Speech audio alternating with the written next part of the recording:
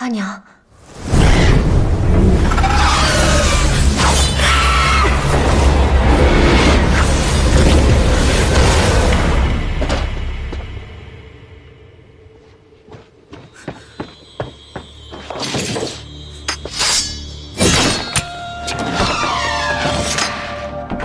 县主，县主，县主，你没事吧？12人置换的迷香。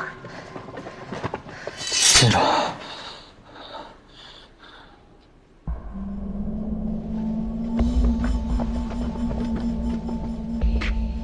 是刘德义，4人了，县主杀人了！你是要替内业局断案，给县主定罪？闲杂人等一律回避。县主，我来吧。体纹未散，一刀毙命，刀口深且窄，应是匕首所致。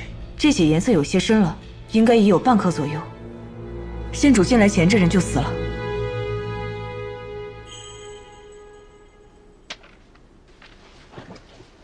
县主，你看，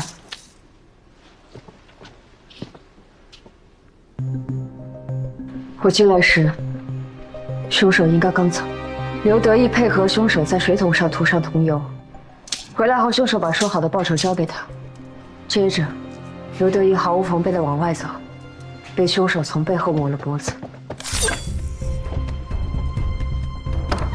之后，我走进仓库查看，凶手从后窗翻出。 将前门锁住，并布下密言。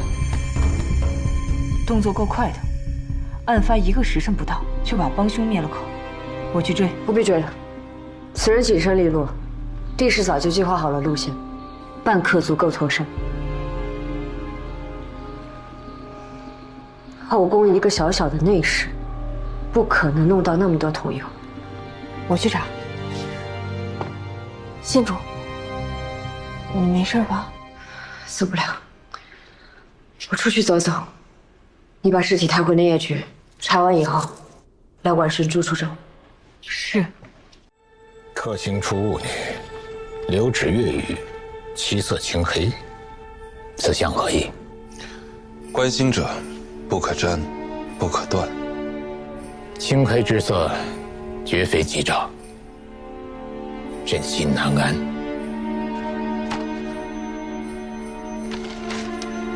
你看看吧，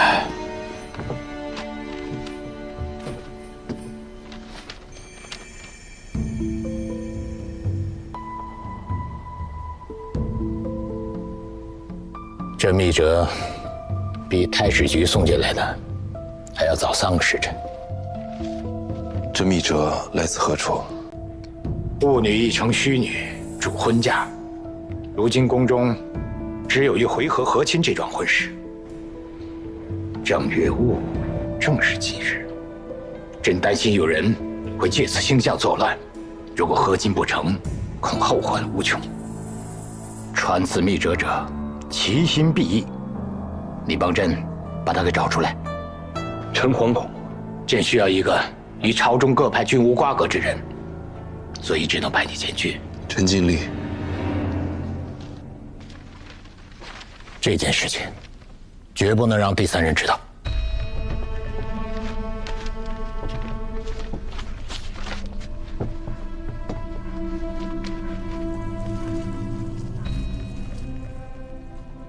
县主，晚睡尸骨未寒，赏赐就被收回去了。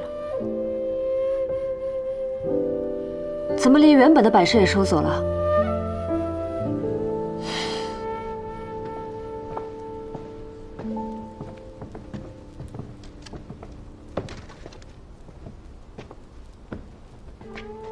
这些东西哪里是公主该有的用途？你为何不告诉我？自从上次县主帮公主出头，被禁足7日，公主一直就愧疚自责。她不想县主因为她再惹得圣上不悦，所以不许我说。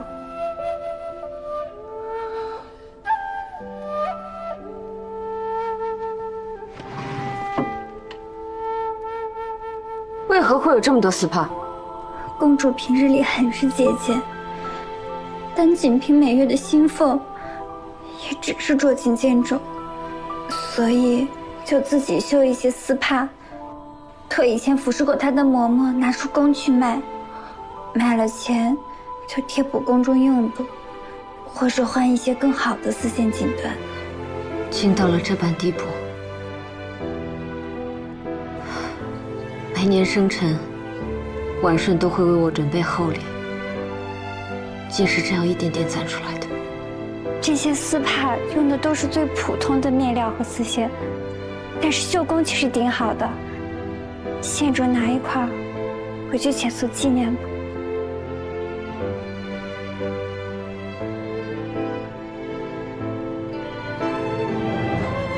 婉顺的阿娘石颜纳姬，据说能义务引白鸟。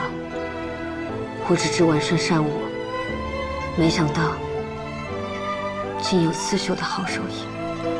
新娘子身份地位要早早后世，除了县主，公主便没有再相好的姐妹了。不过县主平日里公务繁忙，公主也不便再多疼人，就自己绣一些丝帕，既能贴补用度，又能打发时光。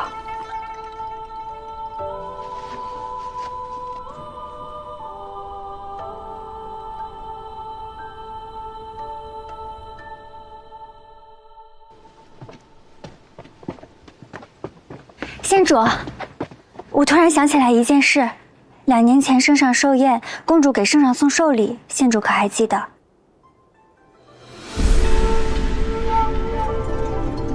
爱妃，你看呢？这龙腾四海的双面绣可真是精致，能绣成这样，定有多年的绣工，而且也能看出送礼之人的一片真心。好，赏。是婉顺，传使五公主。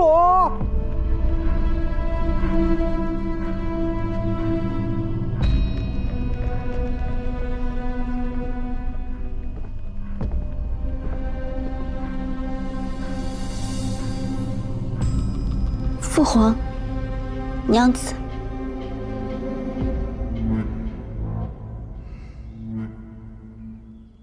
崔曼淑和婉顺一样，准备的寿礼都是龙腾四海双面绣。崔九娘提前半年花了重金才请了这么一副促进绣件，没想到却与公主装了寿礼。崔九娘高傲霸道，不会轻易罢休。寿宴结束后2个月，便是崔九娘生辰。公主东挪西凑，凑够了钱，才买了一只精美的金钗，亲手送到了九娘手里。九娘表面上说着谢公主惦记，可是却当着公主的面转手就给了下人。不过公主并不介意，他们本身就没有什么交情，从那之后更是很少往来。若说与公主有过节的，崔九娘勉强算一个，但是细细说来，倒是她冒犯公主才真。右相家中的女眷是否还在宫中？方才查问完宾客，并无异常，所有宾客已经陆续出宫回府了。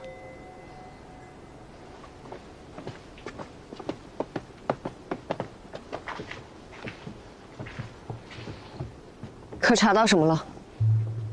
那桐油是上宫局制作油衣所用的，若不是我去问，他们还没发现丢了一桶，所以怎么丢的，什么时候丢的，一概不知。还有一个好消息，那枚只剩一半的鞋印，是传家水夫常穿的防水油靴的纹样。油靴？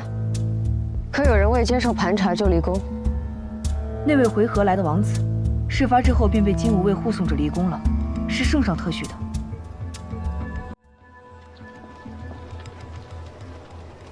县主，神了！还是要多谢县主提前安排顾司之相护。我出宫后，便向城西寻找火药铺子。你们查到什么？枭雄根据火药铺老板寥寥几句，便推测出凶手大概身长6指。初6那天是有人找过我买火药，他的长相你可记得？压根儿没见过，在外面屋檐下，灯都照不着的地方，当时他站在框那儿，影子的头顶啊，正好在我这个位置。他穿着个大斗篷，戴个大兜帽，光看影子也看不出个名堂。那晚点灯了吗？没有。那人几时来的？应该是徐时墨。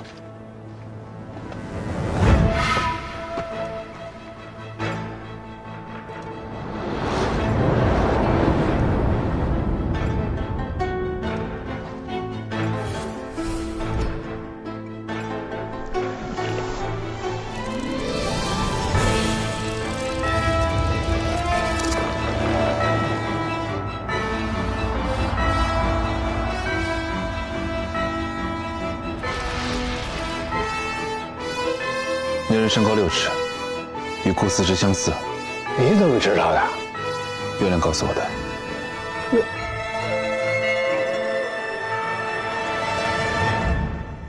身高6尺，颇有身手，还能出入宫而不受限。四家火药价值不菲，有如此资财，此人身份必然不低。那符合条件的人可太多了，朝中武官、收摇宾客，内围尽无畏。此人在延寿坊必有落脚之处。是啊，购买火药时已然过了宵禁，他推着板车，断然无法离开延寿坊。县主又是如何找到此处？舞台附近发现了游穴的鞋印，凶手应该会走水路。延寿坊东西南3面分别有清明渠、永安渠和曹渠之水流过，凶手出宫后很有可能藏身于此。我们的线索指向一致，对我是幻术的黑衣人，身高也在6尺。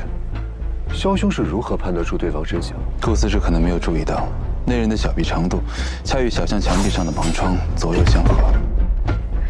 西京城内百姓居所外墙盲窗宽1尺5分，故那人臂长约3尺，身高确实在6尺左右。县主，太史丞，顾思之。左郎将不是护送乌特勒王子回鸿胪寺了吗？已将王子安全送达，本应该回宫应马，但临时接到任务，协助县主来此处搜寻凶手。凶手在延寿坊，很有可能有藏身处。凶手藏身之处不会离水渠太远，应该是相对独立的院子，不容易引来邻里疑心。这人身高6尺，会功夫，防备心极强。兄弟们一定要多加小心。是。太史丞也说2句。若是有预谋的藏身处，应只是租用，但并未入住。那我们各领一下，分头去查。我跟5人来查这儿，之后跟你们会合。好。太史丞身单力薄，追捕凶犯也非你所长，不如跟着我。我的确身单力薄，难堪众人，我就在此静候各位佳音。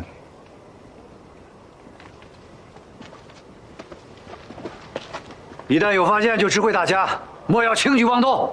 是。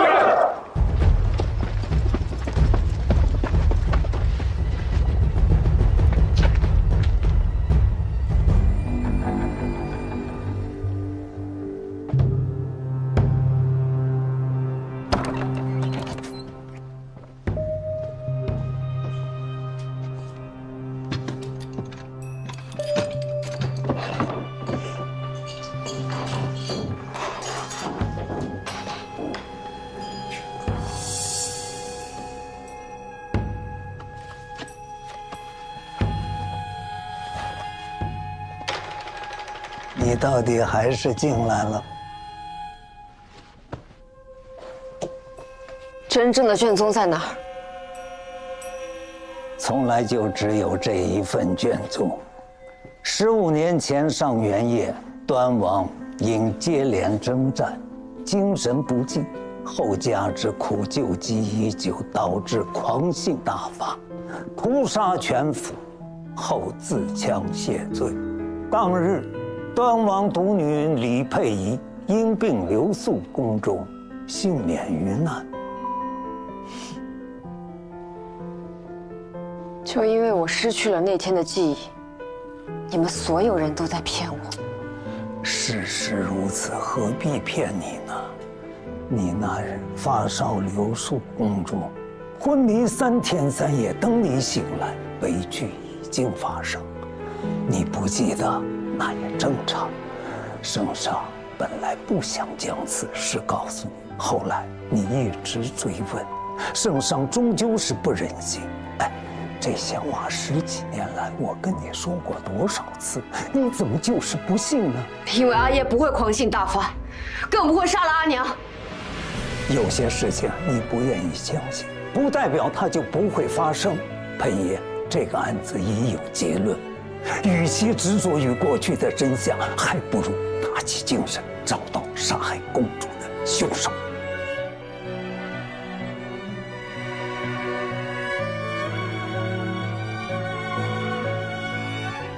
留着吧。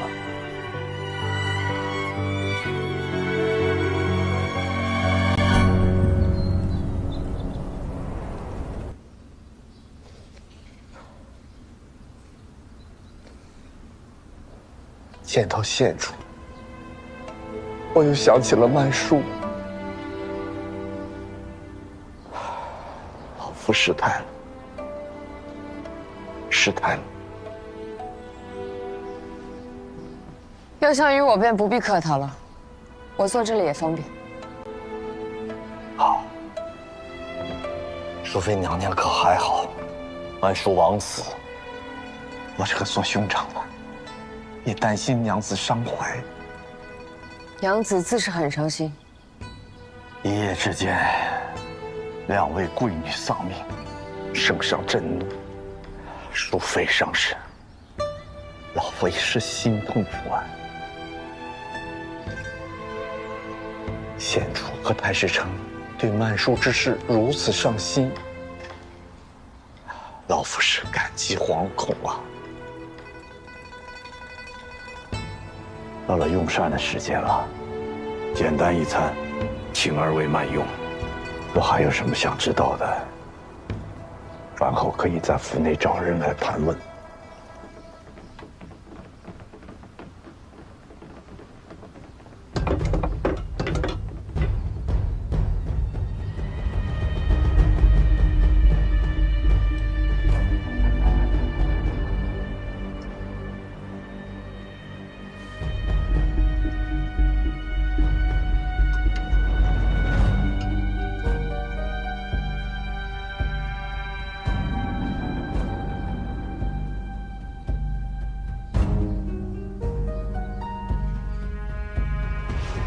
太史丞，请看，昨夜戌时，九娘离宫后直接回到了府中，中间未作停留。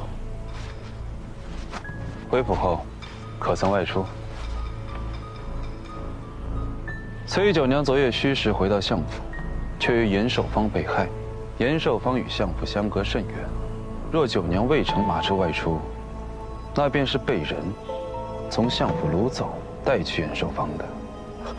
右相府守卫森严，断不可能有人强掳深闺娘子。昨夜九娘坐了谁的车？老实交代，否则每人50鞭。是我送九娘去的延寿坊。入延寿坊之后，九娘便让我把马车停到一处宅院外，便下了马车。之后便让我径直回去。那小院中，可还有什么其他人？漆黑一片，应当是无人。这一路上，尤其在延寿坊中，可见到一个独行的男子，身高6尺，身材魁梧。并未见过。九娘上马车时，穿的是什么衣服？啊，黄色襦裙，外加一件花色皮袄。可带了包袱啊？未带。这些丫头笨嘴拙舌的，怕说不明白。县主有什么话问老奴便是。你的意思是，县主听不懂他们说话，还得你帮他？老奴不敢。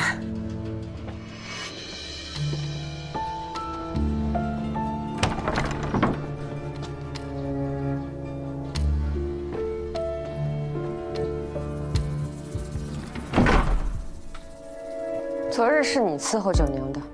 是，近来他可与什么人交恶，或是有私情？回县主，下人不能妄议主家是非，否则会被赶出相府的。这是查案，不是议论是非。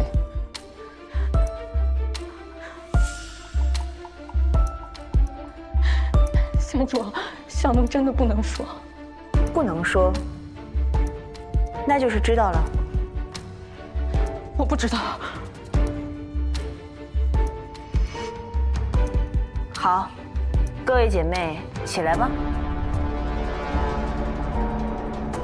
去请嬷嬷进来吧，告诉她，姑娘们都说得很清楚。是。求官娘子开恩，求官娘子开恩。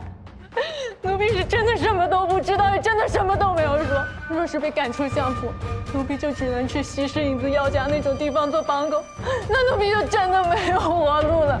求娘子开恩，求官娘子开恩。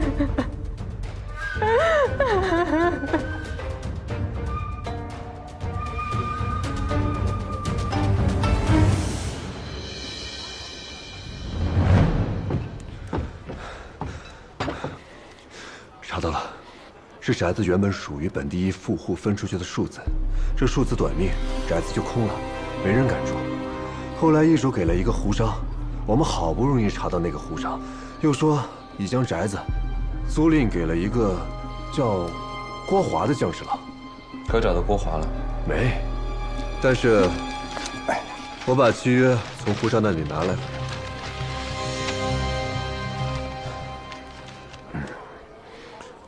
你们就没要碗引子吗？等你呢。你人真好，娘子，给我来碗引子。好嘞。右相府的姊妹让我来寻你。崔九娘上伤了，娘子坐吧。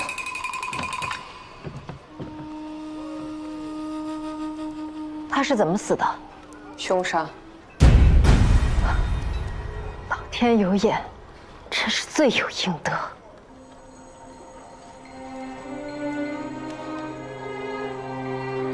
我叫丽娘，我这张脸便是拜他所赐。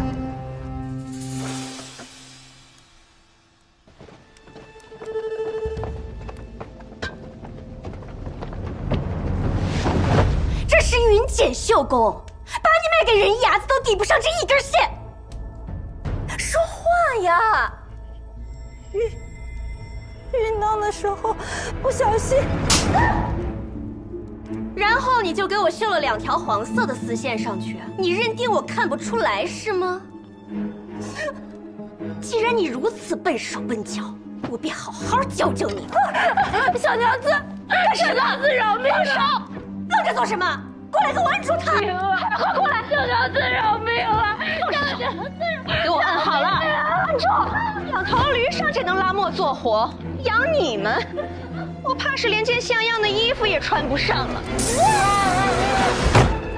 妄称为人，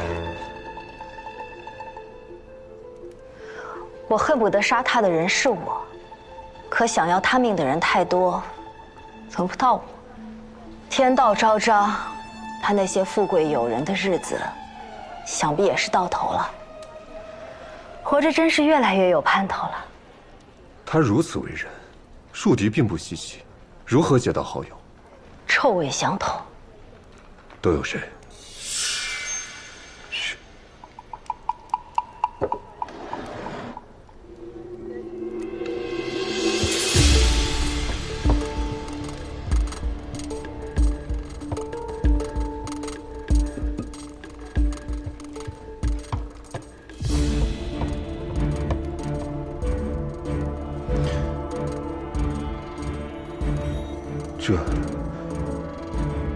这可都是些高门贵女啊！崔九娘可提起过15公主？当然提过。崔九娘张扬跋扈，欺凌了这么多人，只有15公主让她吃过瘪，所以她提及15公主时就咬牙切齿。怎么回事？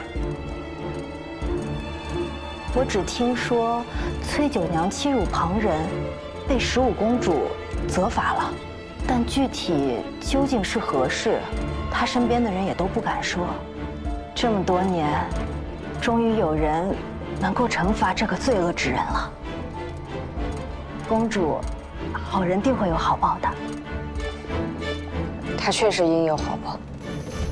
如果没有什么确实的证据，以大理寺之名贸然提审这3人，还是有些困难。权贵之家一般都注重颜面，贸然登门，怕是双方都不大好看。云垂楼的腊肉正好喂，5人去订上3间上房，我随后就到。县主怎么突然想吃腊肉了？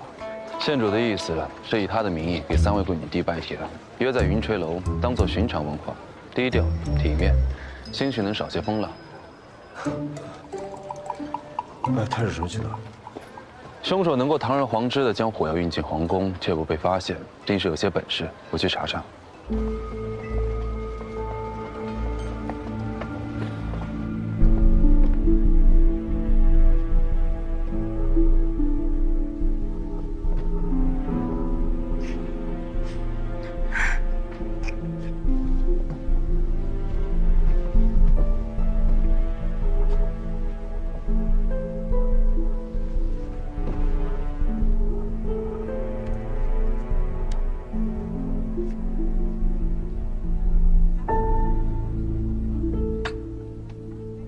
尚书府人多眼杂，县主担心贸然前去会给3娘惹来闲话。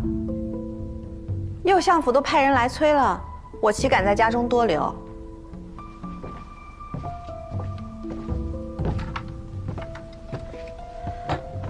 点这么多菜啊？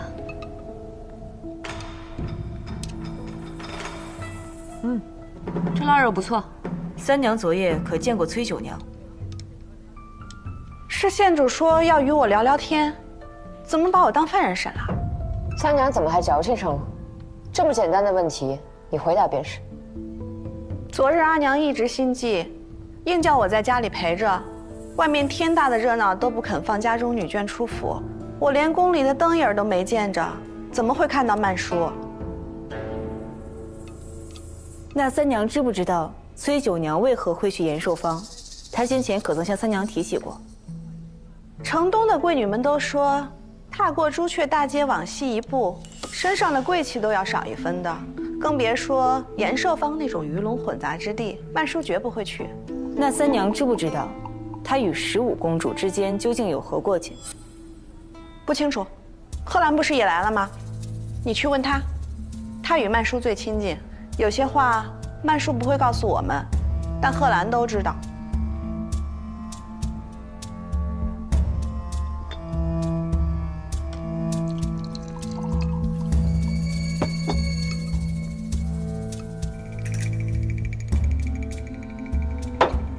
苏合香，真好闻。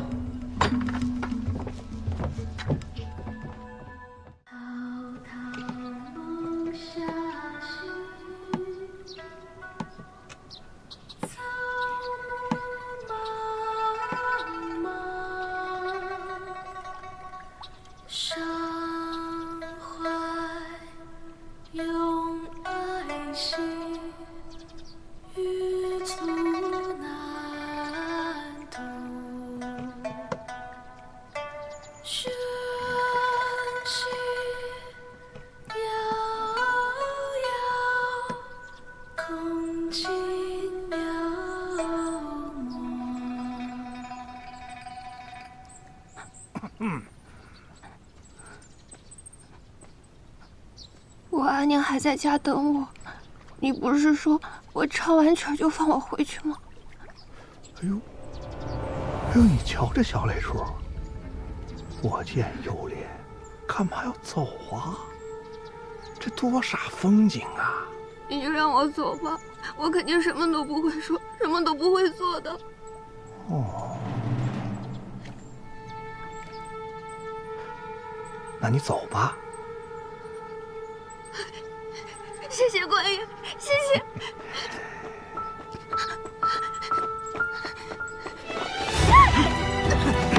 放开我！师也辛苦了。杜县委说，这个小丫头就给您慢慢享用。朕恭清风俊杰，忠义双全，呼呼还在。连白衣为黑时，刀伤以为侠。凤凰在怒兮，居无山屋。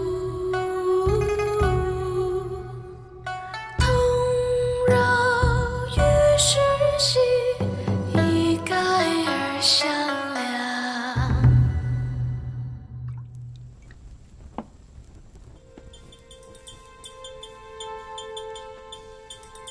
我今夜一路跟着曾轩出府，最后一次见到他是在长乐街，都怪我盯梢时被他发现了，让他把我给甩掉了。别急，长乐街以西是李仆射府邸，他怕杜良，不可能去。以南虽是梅相府邸，但他官职低微，很难见到梅相。还有就是袁绍成府邸，谁人不知袁嗣成为父党派，杜良又一向瞧不起出身卑贱之人。若你是曾轩，你会去哪里？他钻进了袁府，所以我们只要在外面等他出来便好。没错。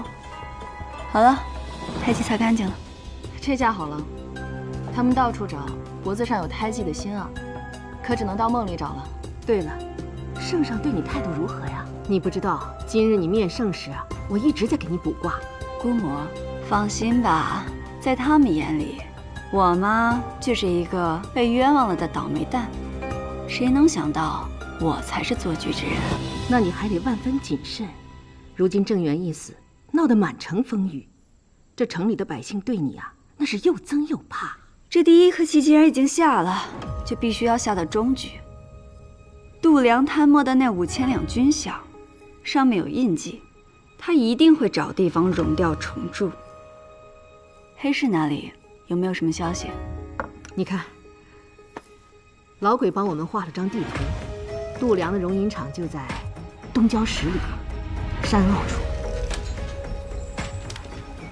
熔银厂是我们敲定杜良罪证的关键。姑母，你联系鬼叔，安排人手盯住。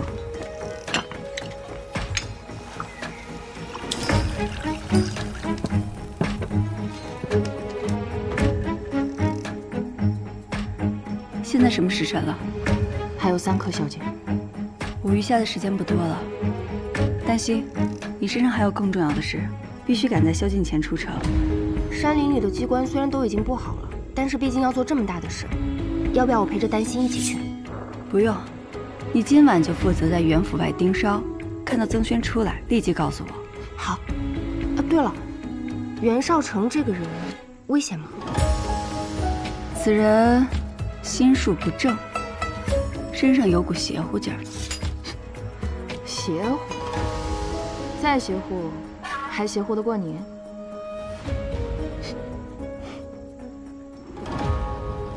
杜公，曾轩已死，这封信一烧，你便可安心了。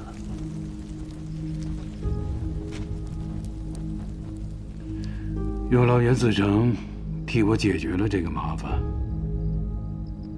之前我对你说的那些话，你没有放在心上吧？下了朝，你我都是生意人，生意人心中自然只有生意。袁嗣成当真爽快，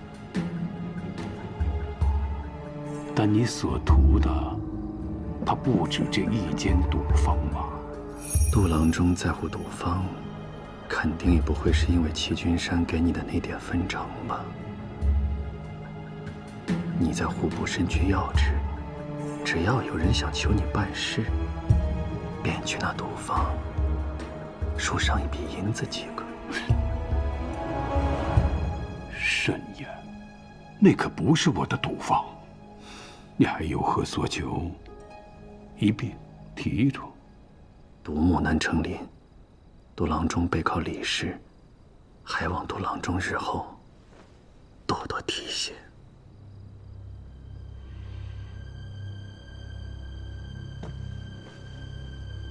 赌坊给你了，我身边就缺你这样的义子。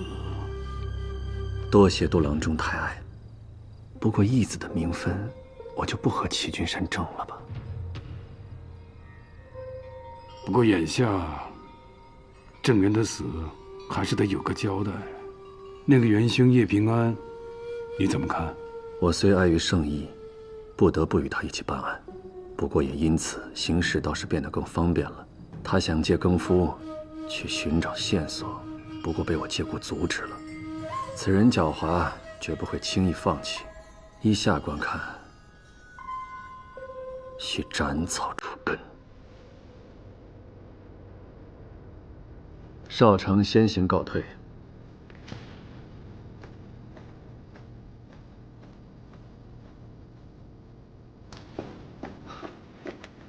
郎主，说，我亲眼所见，袁绍成杀了曾轩。至于叶平安，他今晚进了屋，便没再出来。盯紧他，一丝喘息机会也别给他留。是。郎主，郑源将巫医叶平安接到了府上看病，我们何不让他当替罪羊？你在他走后便动手，其他的交给我。是。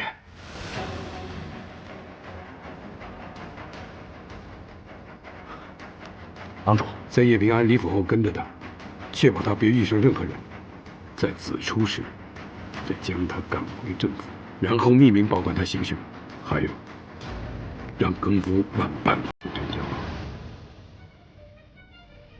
报害郑。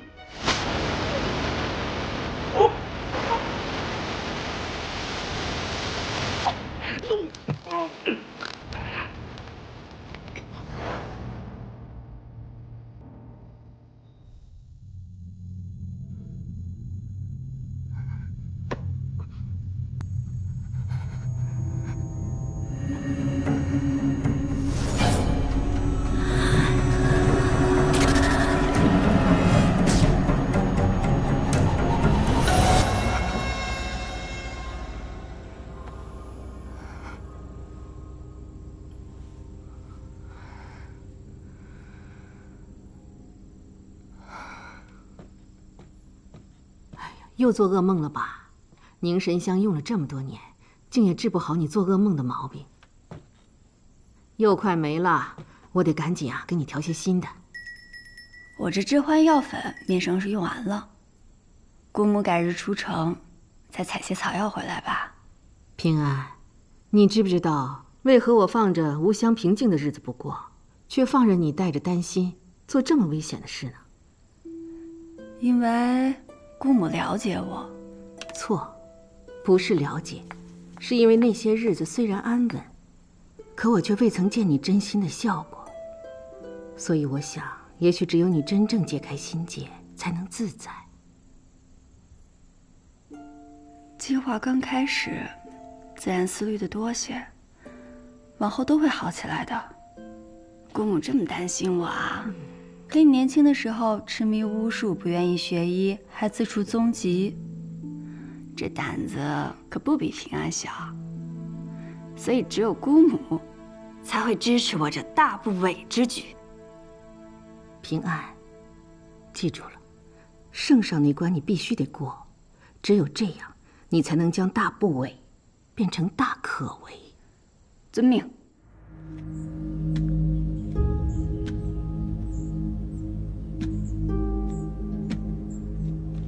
姑母，平安，袁绍成把曾轩给杀了。我整晚都在袁府外蹲守，未曾见到曾轩离开，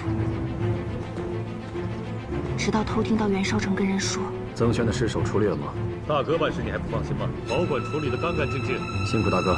这才知道曾轩已经遇害。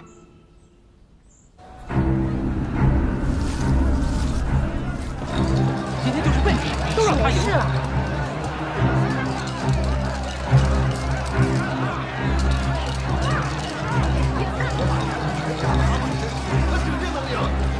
老大，刚收到独郎中密令，让咱们拖住叶平安。义父，都安排好了。人哪儿找的？有谱吗？信得过，这个郭义啊是个悍民，一点就炸，到时候闹大了，宵禁之前叶平安入不了宫，就死定了。郭义，好样的！不能走！诸位，我今天就是要替天行道，惩治凶手啊！就是他，咒死了我看病的外甥！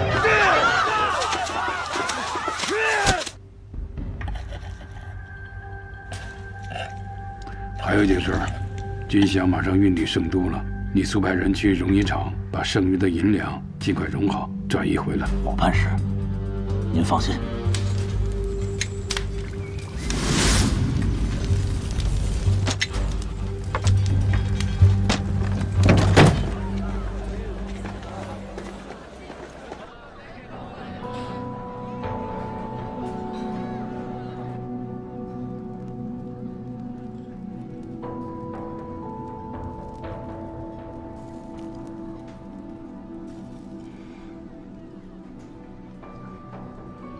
你是说，那新一今日有难？那羊掉进了狼群，还能有好吗？你不是还有事吗？该走了。还有比陪你更重要的事儿吗？天热的我心烦，没心情。那改天，随时。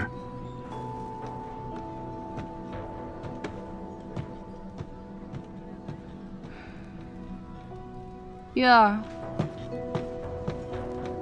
去找海尚书，告诉他，安心馆有骚乱伤人，两官当管。是。海公，月儿，你怎么来了？安心馆有人聚众闹事。郎主，这事该公协管，你不好插手吧？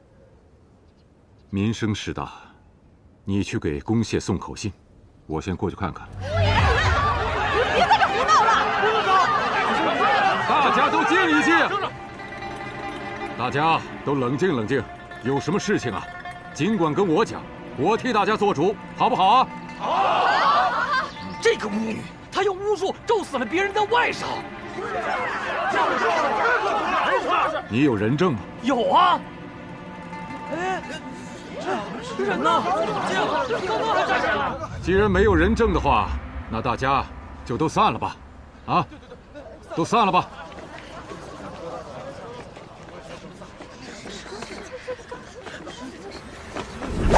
别动！躲开！躲远点！不要看！叶平安是个祸害，骗大家的钱，害死人家孩子，这事儿不能就这么算了。我以今天就要为民除害！你，国义，这个名字，叶心怡呀，我被那个国义咬了一口啊！他读点破书，考个破举子又咋的？他也就是个做脚夫的命。我就骂了他一句呀，他突然就像只疯狗一样就咬人呐！癫狂、易怒，有伤人倾向，他有狂躁之症，需先将他安抚下来。国义，如果我告诉你，我根本没有伤害那个人外甥，也根本没有见过那人，你信吗？你不能只听一面之词啊！什么一面之词？被你害死了外甥的大哥就在那边，大哥，大哥！这人呢？海公，封建手已就位，我们要干什么？都给我老实点啊！告诉他们，千万不要轻举妄动。是。此人读过诗书，却当了小妇，同性弱者，对官员缺乏信任。国义，你是个举子吧？你怎么知道？你怎么知道？你为了考取功名苦熬多年，可如果今日你因失手误伤了我，也会连累自己。你这么多年的努力，不就白费了吗？白费了如何？当了举子又如何？你根本不知道我吃过什么苦。圣上登基，天下更新。若碰上伯乐，我就有机会入仕。可我太天真了，我没钱，更没门第，想拜访一个小吏都需要入门礼。我做起了脚夫，他们对我喊打喊骂。可我也是读过诗书礼义的，凭什么？凭什么？你心中有怒，所以冲动时你会伤人。我是心中有怒，但我郭毅从不伤及无辜，更不后悔。前天夜里，要不是那个人与我争论时辰长短，我根本不会动手跟他打。我不后悔，我不后悔。哎呀，那你现在不就在伤及无辜吗？郭毅，孔孟之道，仁义为先，读圣贤书，行君子事。你看看你现在的样子，还像个读书人吗？你本性良善，不要因为面前的困境而误入了歧途。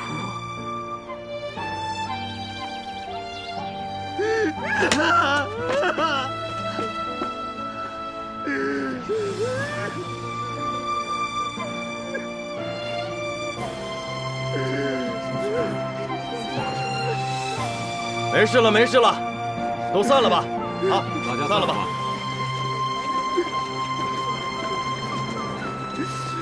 海上书，这郭毅只是心绪不宁，并非故意伤人，还望海上书网开一面。叶平安，今天真让我见识到了你这疏导人心的本事。日后海公若有用得到平安的地方，平安一定随叫随到。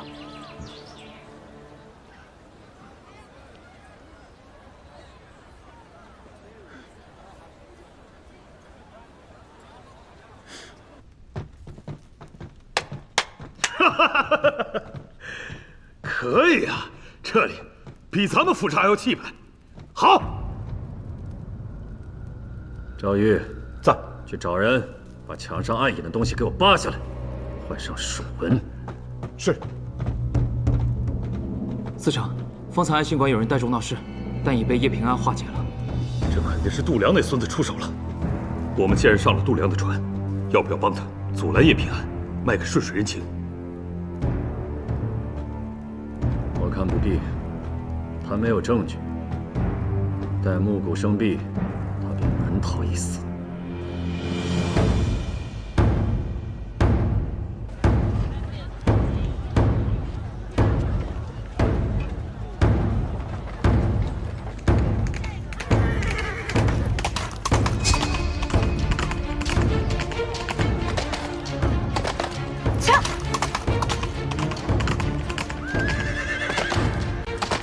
郭毅，你刚刚说前夜跟人争论时辰，是怎么回事？那晚怪得很，时辰过得特别慢。慢？从有证到亥证，我每日都捡4缸豆子和2个时辰，从未出过差错。可前天夜里，我按和往常一样的快慢抛捡豆子，却捡了5缸才听到打更。我告诉门房更夫打错了更，在册本上写下做工2个半时辰。你若想弥补今日的过错，需尽快拿来册本。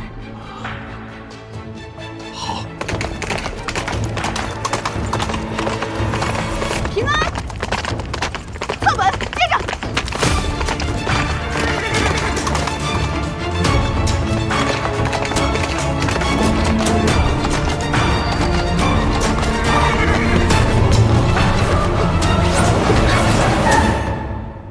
我是新一叶平安，我要面圣。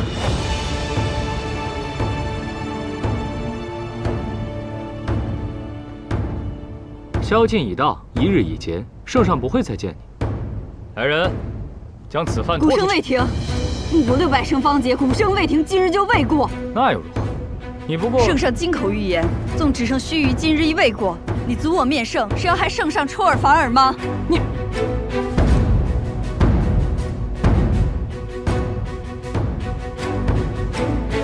随我进殿吧。事情的经过便是如此。郭姨的册本能够佐证，民女在郑补阙府上被捕时，更夫有意延报了半个时辰，实为子出。验尸也可证明，郑补阙死时是亥时，他被杀时，民女并不在场。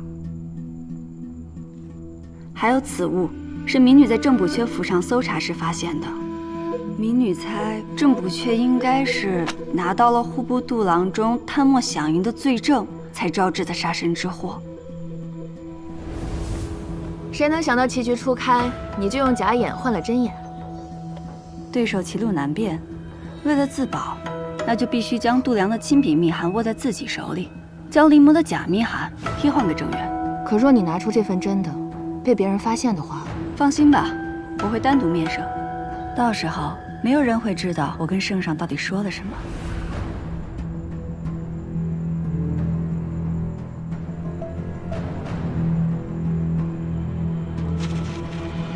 哼，这就是你寻来的证据，不堪一用。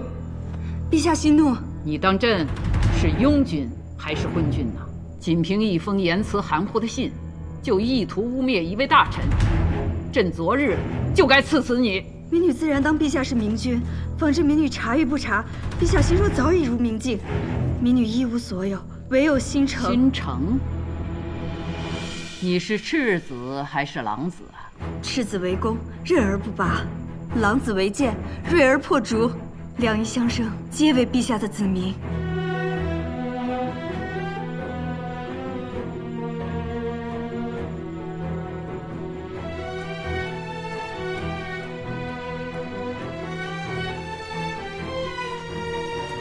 郑源一案非你之过，不过这密函也别再提了。谢陛下。李氏和武氏不和，圣上拿到密函后，很可能会认为是武氏在借机构陷度量，不会轻易下定论。况且，度量在李氏也是根深叶茂，仅凭一封密函，我们还扳不倒他。那怎么办？你这功夫不是白费了吗？不会白费，我自证的清白，生机也是圣上给的。在圣上眼里，他是我的救命恩人，我是一颗只忠于他的棋子。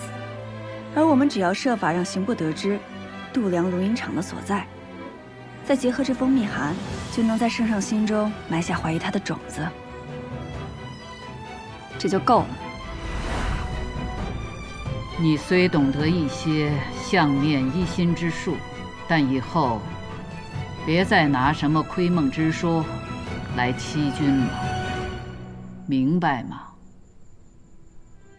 是。有些病可不止心病这么简单。复古之居，国之顽疾。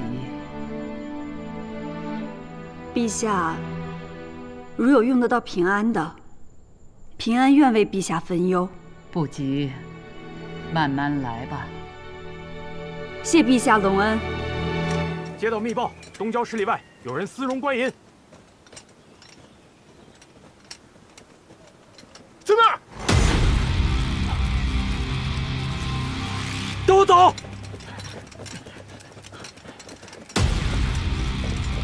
老大，有捕手！老大，有捕手！有捕手！什么？哎呦，官爷，你怎么来了？让开！你们这容银厂来历不明，我们要查封此处，带走。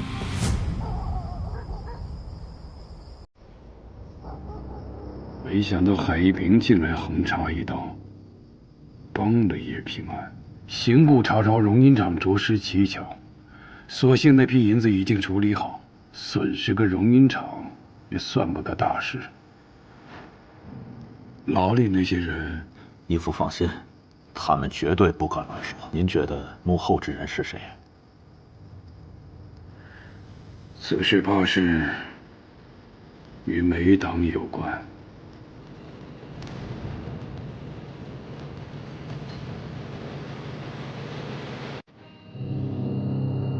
一切都准备好了，麻烦贵叔了。你们这个守在这里，等于入网了。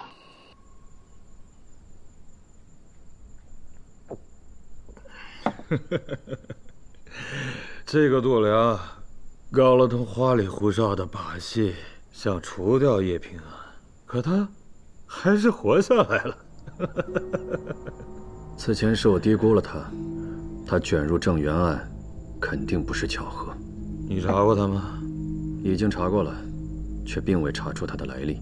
更奇怪的是，我也查了他的姑母，此人混迹于下九流，并未入任何宗籍。那就对了，我估计啊，他也就是个被人收养的孤儿，查不出什么来历，正常。近些日子，来历不明的人未免也太多了。一个他，一个郑元府的侍女，肯定不简单。行了，每日思来想去的，你累不累呀？司长，出大事了！本应明日运抵圣夺的8万军饷，在官道上失踪了。什么？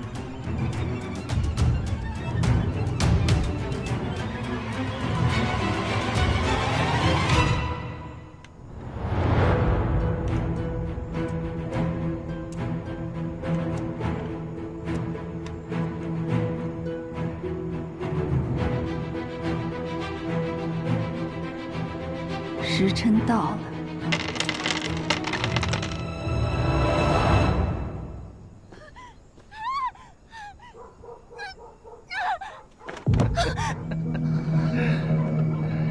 小娘子，你别过来！喝一杯。别动！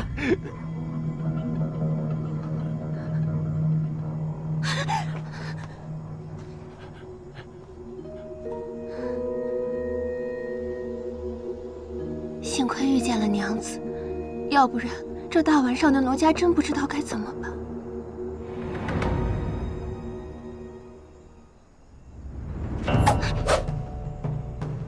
哼，果真是个伶俐人，这么快就识破了我。人在恐惧的时候，手会发抖，可你没有。你是度量的人。晋夫子啊，听听多好笑。他说我是度量的人。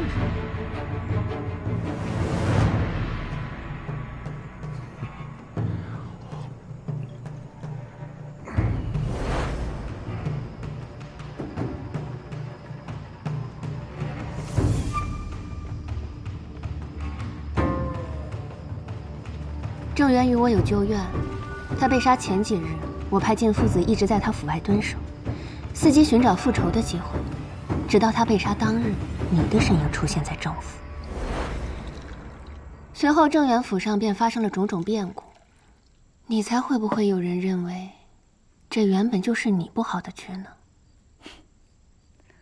你的猜想很大胆，哪有你以身饲虎大胆？他本应该死在我手上，都被你抢了先。为什么想他死？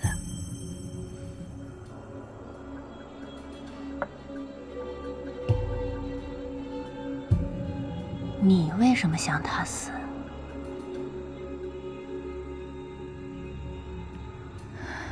你来找我，无非是想与我合作。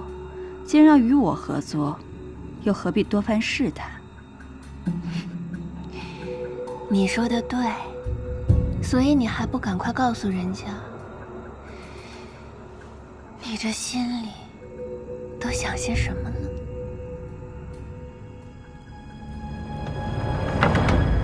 我不管你什么来历，找我合作却不听我的，那我根本不需要你。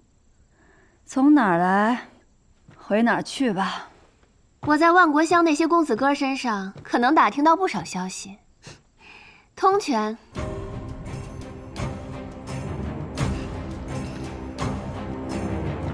御史案，现在开始，我们可以一起做很多事。